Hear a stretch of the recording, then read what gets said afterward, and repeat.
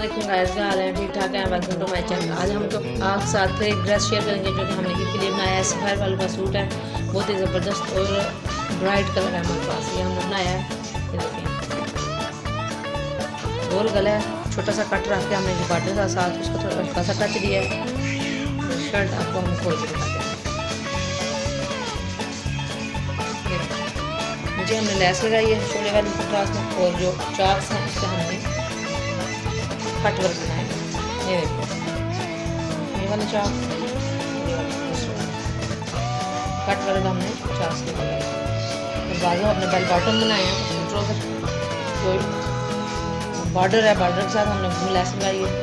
Bell bottom हमने जो top size सिलाई किया है उसको हमने बहुत ही यूनिक सा डिजाइन बनाया है। ये देखो,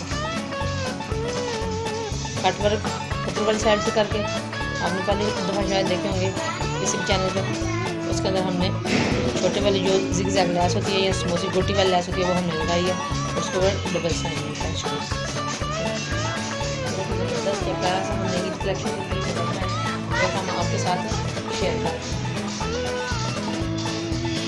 जरूर ट्राई करें, अगर ड्रेस पसंद आए तो जरूर लाइक करें, शेयर करें, कमेंट करें और बेल आइकन को प्रेस करें ताकि इस तरह की जो हम शॉर्ट वीडियो बनाते हैं वो आप तक बआसानी पहुँच सके।